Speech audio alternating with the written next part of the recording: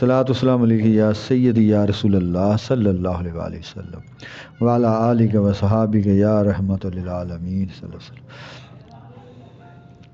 آج کا بیان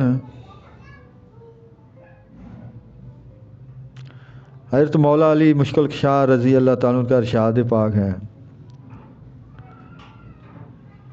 کہ حضرت امیر المومنین علی رضی اللہ تعالیٰ عنہ کا ارشاد ہے کہ قیامت کے دن علماء سے پوچھا جائے گا، کیا تم لوگوں نے اپنا مال ارزاں فروخت نہیں کیا، اور کیا لوگوں نے تمہاری تعظیم اور تکریم نہیں کی، اور تم کو سلام کرنے میں تقدیم نہیں کی؟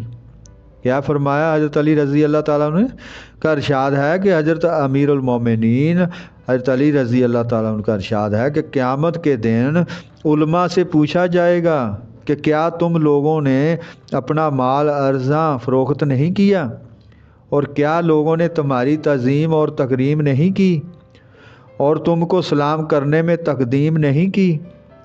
حضرت علی رضی اللہ تعالیٰ عنہ کے اس ارشاد کا مطلب یہ ہے کہ یہ سب چیزیں تمہارے عمل کی جزا تھی جو تم نے حاصل کر لی اور اپنے اعمال کو خالص نہیں چھوڑا۔ ایک بزرگ جو مخلوق سے بھاگ کر عبادت الہی میں مشغول رہتے تھے فرماتے ہیں کہ ہم فتنے سے بھاگے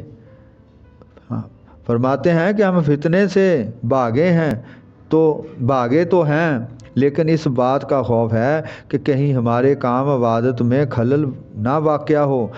وہ اس طرح کہ جب ہم کسی کو دیکھتے ہیں تو ہمارے دل میں یہ خواہش پیدا ہوتی ہے کہ وہ شخص ہماری تعظیم کرے اور ہمارا حق بجا لائے۔ یہی وجہ ہے کہ بے ریا عبادت گزار حضرات اپنی عبادت کو ایسا چھپاتے تھے جس طرح اپنی تقصیر اور اپنی معصیت کو چھپاتے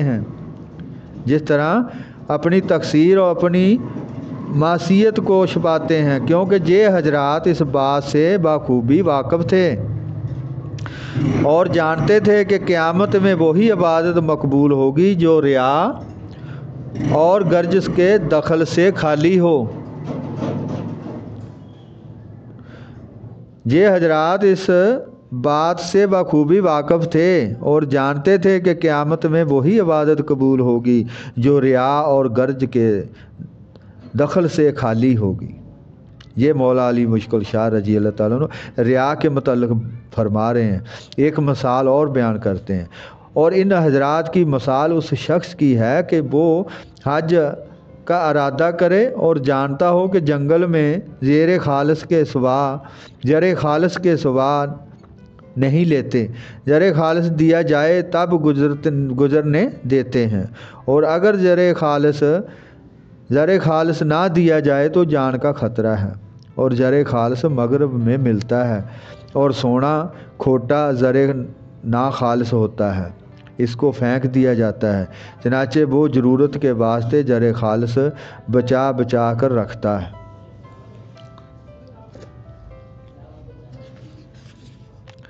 ظاہر ہے کہ قیامت کے دن سے زیادہ عاجزی اور بے کسی کا دن اور کوئی نہیں ہے، تو آج جو شخص خالص عمل نہیں کمائے گا اس دن اس کے لیے بڑی خرابی ہوگی اور کوئی شخص اس کا مددگار نہیں ہوگا۔ جب ایک انسان اس بات میں تمیز کرے گا کہ اس کی عبادت کو جانور نے دیکھا ہے یا آدمی نے، تو سمجھ لینا چاہیے کہ وہ ریا سے خالی نہیں ہے۔ جب ایک انسان اس بات میں تمیز کرے گا کہ اس کی عبادت کو جانور نے دیکھا ہے یا آدمی نے، تو سمجھ لینا چاہیے کہ وہ ریا سے خالی نہیں ہے۔ ارشاد نبوی صلی اللہ علیہ وسلم ہے، کیا ہے؟ رسول اللہ صلی اللہ علیہ وسلم کا ارشاد ہے کہ تھوڑا اور مخفی ریا بھی شرک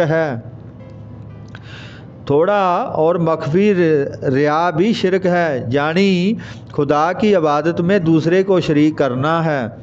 جب اس نے اللہ تعالیٰ کے جاننے کو کہ وہ اس کی عبادت کو جان رہا ہے، جب اس نے خدا کے جاننے کو کہ وہ اس کی عبادت کو جان رہا ہے اور دیکھ رہا ہے کافی نہیں سمجھا، جب ہی تو دوسرے کا علم اس کی عبادت میں اثر انداز ہوا۔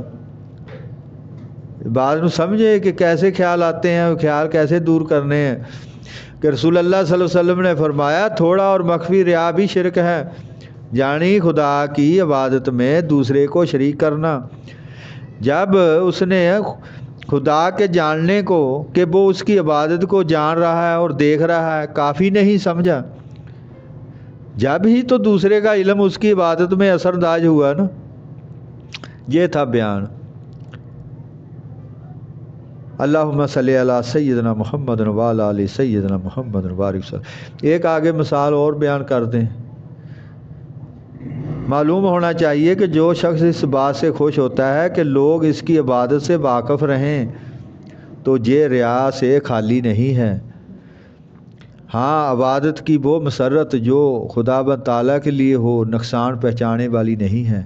اس مسرت اور انبیاست کے 4 درجے ہیں. پہلا درجہ یہ ہے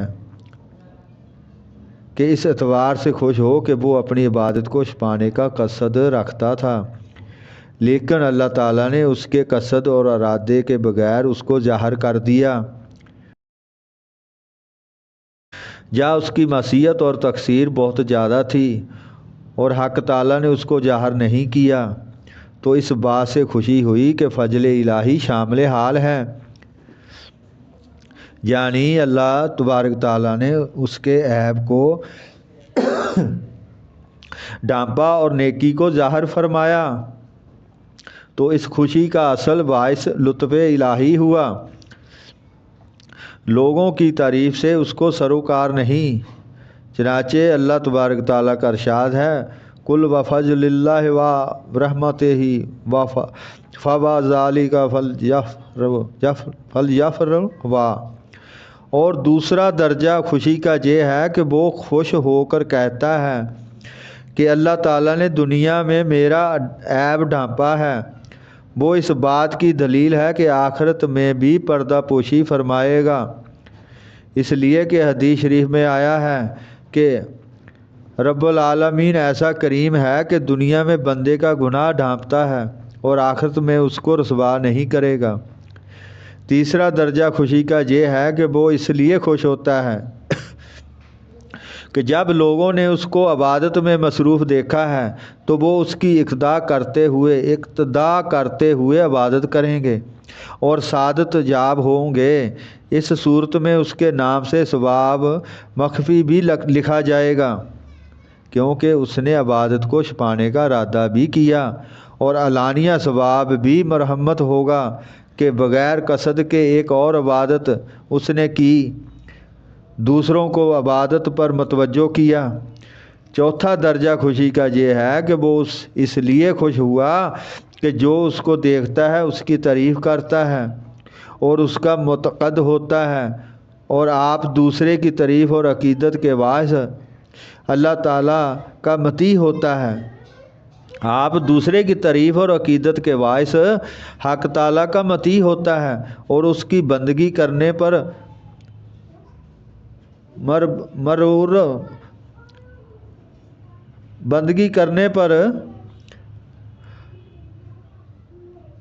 ہمتاً لگا رہتا ہے اور شادمان ہوتا ہے. اس کی یہ خوشی اس لیے نہیں ہوتی کہ دیکھنے والے کے دل میں اس کو قبولیت حاصل ہوئی. اس کی خوشی یہ نہیں ہوتی کہ دیکھنے والے کے دل میں اس کو قبولیت حاصل ہوئی. اس اخلاص کی پہچان یہ ہے کہ اگر وہ دوسرے کی اطاعت اور بندگی سے مطلع ہو تو اس کو خوشی اور خرمی ہو. یہ تھا بیان آج کا. پھر نیکسٹ ٹائم بیان کریں گے ریا کے متعلق. اللہم صلی علی سیدنا محمد وعلی آل سیدنا محمد وبارک وسلم.